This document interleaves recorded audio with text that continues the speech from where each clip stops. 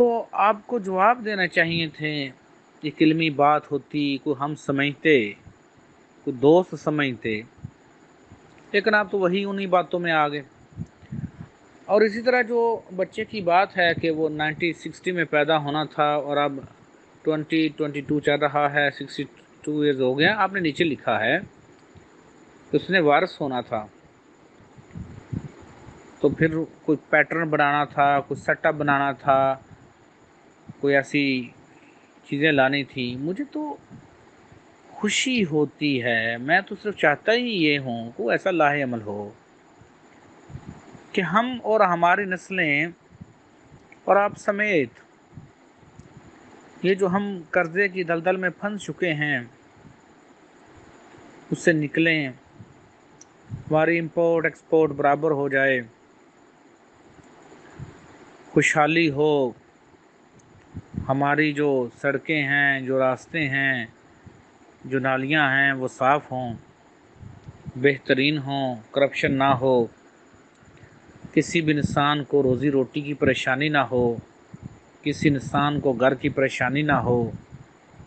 میں تو یہ چاہتا ہوں۔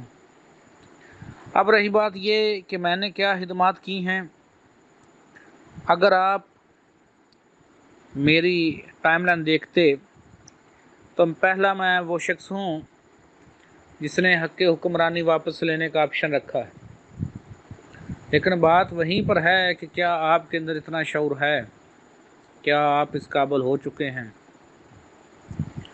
میں ہی پہلا شخص ہوں جس نے پیپر ری چیکنگ پر کوشچن اٹھایا ہے، یا میں چاہتا ہوں کہ یہ اصلاحات ہوں۔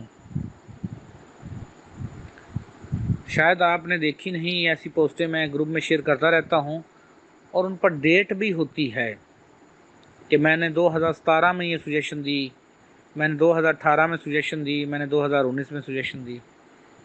اب جتنے میرے وسائل ہیں، تو اگر آپ کو ہمارے ڈونیشن پر یا ہدیہ کہنے پر اعتراض ہے تو کوئی بات نہیں، نیکسٹ ٹائم کہہ دیا کریں گے کہ ہماری زوم کلاس کی اتنی فیس ہے، ہم فیس لے لیا کریں گے اور بتائیں گے، خوش ہو جائیں گے پھر آپ۔ لیکن ایسا کرنے سے سوال جو ہے وہ تو سوال رہے گا۔ اب آپ یہیں پر لکھ رہے ہیں کہ 9 سال تک تربیت کی، تو دوسری جگہ ہی آپ لکھ رہے ہیں کہ انہیں بیعت بھی ہونا پڑا کسی اور جگہ جا کر، ابو الفیض اور وردی صاحب کے وہ بیعت ہوئے، تو یہاں بیعت کیوں نہیں ہوئے، وہاں پر کیوں بیعت ہوئے؟ ایک جگہ آپ لکھ رہے ہیں کہ وہ بدال حق ہیں، دوسری جگہ آپ لکھ رہے ہیں کہ وہ قلندر ہیں۔ تو سوال تو ہم سمجھنا چاہتے ہیں، آپ پتہ نہیں ہمیں کیوں نہیں سمجھاتے۔ آپ چاہیں تو کسی گروپ کی ہم سیٹنگ پبلک کر دیں گے، آپ ادھر بتا دیجئے، ہمیں خوشی ہوتی ہے، یقین کریں۔ پبلک ہم آگے بھی ہم نے گروپس کی سیٹنگ پبلک کی ہے کتنی بار، لیکن وہ ہوتا یہ ہے کہ لوگ پتہ نہیں آگے سے وہ عجیب سی چیزیں ہمیں گروپس میں سینڈ کر دیتے ہیں، تو ہمیں تو کوئی آبجیکشن نہیں ہے اس بات پر بھی۔ اور یقین کریں، ہم آپ کو سرچ بھی نہیں کریں گے کہ آپ ہمارے کسی گروپ میں ہیں کہ نہیں ہیں، ہمیں اس بات سے غرض ہے ہی نہیں ہے۔ ایک علمی گفتگو ہوتی ہے اور علم کو بڑھنا چاہیے، نہ کہ اس کو محدود رہنا چاہیے۔ تو ابھی جو چند سوال ہیں وہ میں چاہتا ہوں کہ آپ ان کی ذرا ان کے جواب دیجیے۔ ہمیشہ سوال کا جواب دیا جاتا ہے، نہ کہ آگے سے لڑائی شروع کی جاتی ہے، آپ تو لڑنا شروع کر دیتے ہیں۔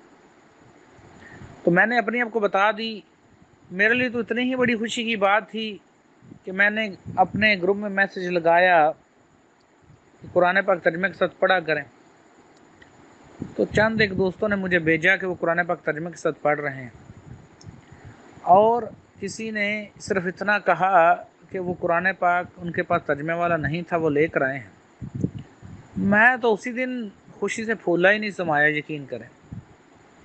میں کتنی دفعہ دربار گیا، کتنی دفعہ واپس آیا، اور مجھے اتنی خوشی، میں نے اللہ کا پاک کا بہت شکر ادا کیا کہ میرے لیے تو اتنا ہی کافی ہے کہ میرے کہنے پر کسی نے قرآن پاک ترجمے کے ساتھ لیا، اس کو پڑھنا شروع کیا۔ امید ہے آپ نے بھی قرآن پاک پورا ترجمے کے ساتھ پڑھا ہوگا، 2 3 4 5 6 دفعہ پڑھا ہوگا، ضرور پڑھا ہوگا۔